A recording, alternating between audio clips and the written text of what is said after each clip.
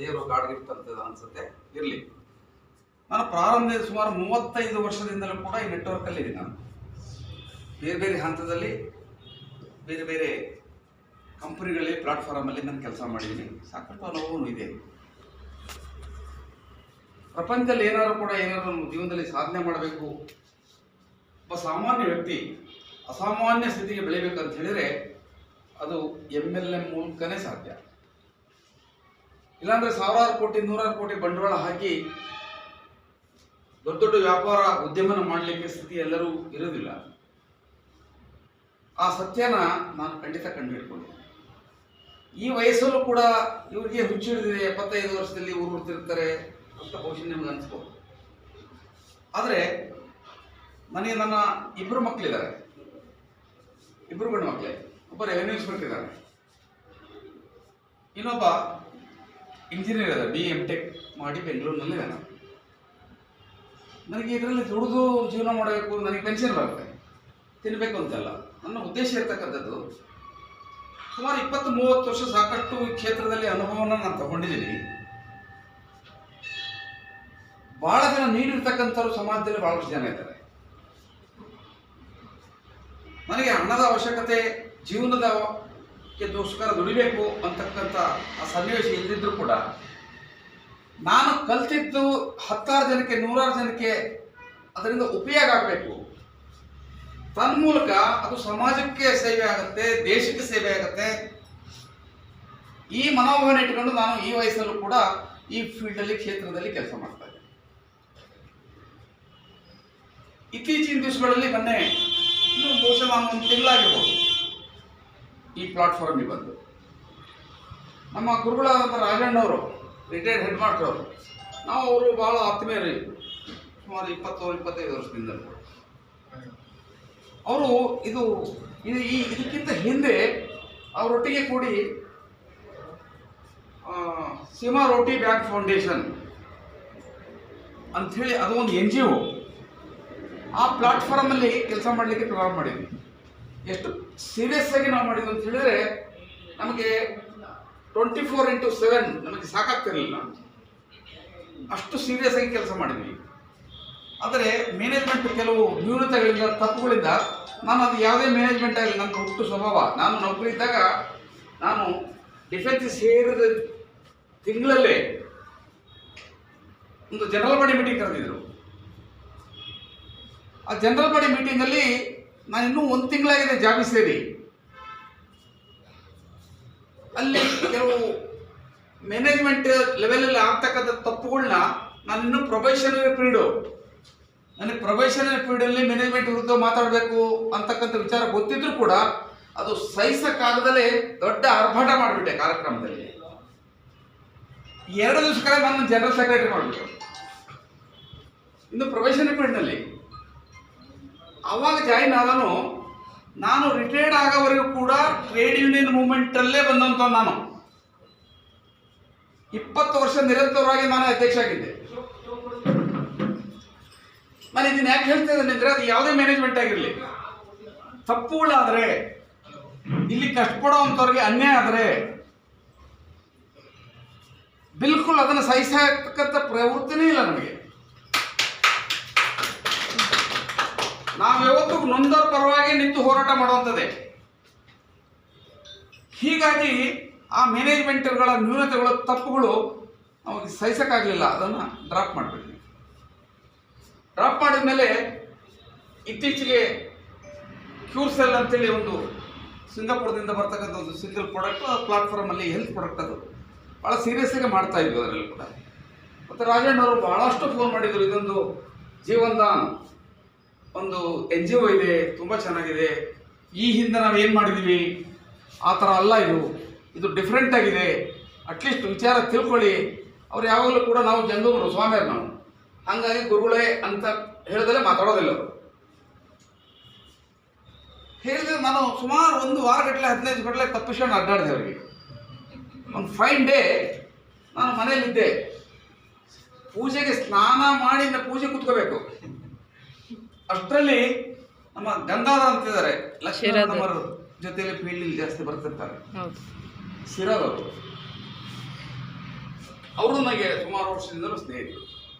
ಅವರು ನಮ್ಮ ಮಂಜುನಾಥ್ ಸಾರು ನಮ್ಮ ಗುರುಗಳು ಸ್ನಾನ ಮಾಡಿ ಆಚೆ ಬಂದೆ ನಮ್ಮ ಶ್ರೀಮತಿಯವರು ಬಂದು ಯಾರೋ ಬಂದಿದ್ದಾರೆ ಅಂದ್ರೆ ಒಳಕ್ಕರಿ ಅಂತ ಹೇಳಿದೆ.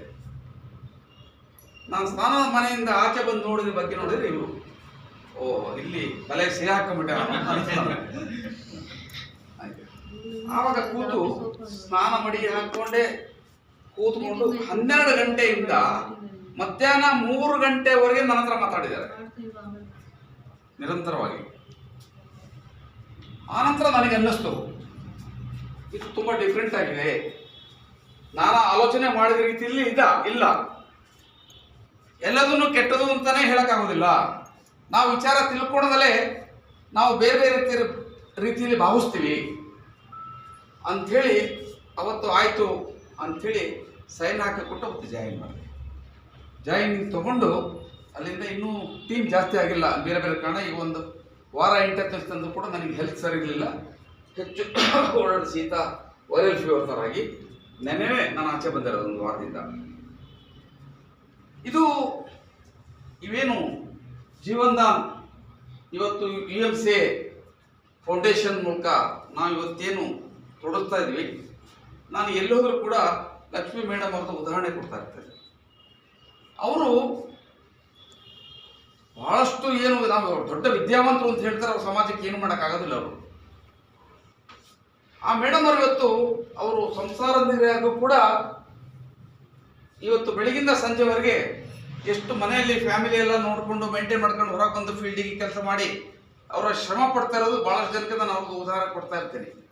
ಅವರು ಮಾಡುವಾಗ ನನಗೆ ಯಾಕೆ ಮಾಡಲಿಕ್ಕೆ ಸಾಧ್ಯ ಆಗೋದಿಲ್ಲ ಅಂತ ಒಂದೇ ತೀರ್ಮಾನ ನಾನು ಮಾಡಿದ್ದವರು ನೋಡಿದ ಮೇಲೆ ಇದು ಸಾಕಷ್ಟು ಜನಕ್ಕೆ ನಾವು ಯಾವ ರೀತಿ ಯಾವ ಹಂತದವರೆಗೂ ಕೂಡ ನೊಂದವರಿಗೆ, ಬಡವರಿಗೆ, ಮಧ್ಯಮ ವರ್ಗದವರಿಗೆ, ಸಾಮಾನ್ಯ ಜನಕ್ಕೆ ಅವರ ಆರ್ಥಿಕ ಸ್ಥಿತಿಯನ್ನ, ಅವರ ಮನೆತನದ ದುಸ್ಥಿತಿಯನ್ನ ಅವರಿಂದ ಹೊರಗೆ ತರಲಿಕ್ಕೆ, ಅವರ ಆರ್ಥಿಕ ಸ್ಥಿತಿಯನ್ನು ಉತ್ತಮಪಡಿಸಲಿಕ್ಕೆ. ಯಾಕೆಂದ್ರೆ ಯಾರಿಗೂ ಕೂಡ ನಾವು 10,000 ದುಡ್ಡು ಕೊಟ್ಟು ಸೈನ್ಸ್ ಕೊಡೋಕ್ಕಾಗಲ್ಲ, ತೃಪ್ತಿ ಮಾಡೋಕ್ಕಾಗಲ್ಲ. ಯಾರಿಗೋ 1 ಲಕ್ಷ ತೊಂದರೆಗಳಿದ್ದಾರೆ ಅಂತ ಕೊಡೋಕ್ಕಾಗೋದಿಲ್ಲ. ಯಾರೋ ಒಂದು ಪೇಷಂಟ್ ಆಸ್ಪತ್ರೆ ಇದ್ರೆ ಒಂದಿಷ್ಟು ಹಣ್ಣು ಹಂಪಲು ತಗೊಂಡೋಗಿ ಕೊಡ್ಬೋದು ಅಷ್ಟೇ. ಯಾರೋ ಒಬ್ಬ ವಿದ್ಯಾರ್ಥಿ ಪುಸ್ತಕ ಓದಕ್ಕೆ ಫೀಸ್ ಇಲ್ಲ ಅಂದ್ರೆ ಒಂದಿಷ್ಟು ಏನೋ ಬುಕ್ಸ್ ಕೊಡಬಹುದು, ಪೆನ್ ಕೊಡಬಹುದು, ಏನೋ ಒಂದು ವರ್ಷದ ಫೀಸ್ ಕಟ್ಟಬಹುದು. ಹೀಗೆ ಅನೇಕ ರೀತಿಯಲ್ಲಿ ಹಂತ ಹಂತವಾಗಿ ನಾವು ಈ ವ್ಯವಸ್ಥೆಯ ಇದರ ಉಪಯೋಗವನ್ನ, ಈ ಸಂಸ್ಥೆಯ ಉಪಯೋಗವನ್ನ ಸಾಮಾನ್ಯ ಜನವರೆಗೆ ತಲುಪಿಸ್ತಕ್ಕಂಥ ಮಾಧ್ಯಮ ಅಂದ್ರೆ ಅದು ನಾವೇ. ಈ ಮೀಡಿಯಾದಿಂದ ಸಾಮಾನ್ಯ ಜನರ ಸ್ಥಿತಿಯನ್ನು ಉತ್ತಮಪಡಿಸಲಿಕ್ಕೆ ಸಾಧ್ಯ ಇದೆ ಅಂತಕ್ಕಂಥದ್ದು ಅದು ಸಾಕಷ್ಟು ನಾಯಿ ಕೊಡುತ್ತರ ಈ NGOಗಳು ಈ ಸಮಾಜದಲ್ಲಿದೆ. ಈ NGOಗಳು ಏನ್ ಮಾಡ್ತಾರೆ? NGOಗಳು ಪ್ರಾರಂಭ ಮಾಡದೆ ಸರ್ಕಾರದಿಂದ ಅನುದಾನ ಬರಲಿಕ್ಕೋಸ್ಕರ, ಸರ್ಕಾರದ ಅನುದಾನವನ್ನು ಪುಕ್ಷಟ್ಟೆ ತಿಂದು ಮಜಾ ಮಾಡೋಕ್ಕೋಸ್ಕರ.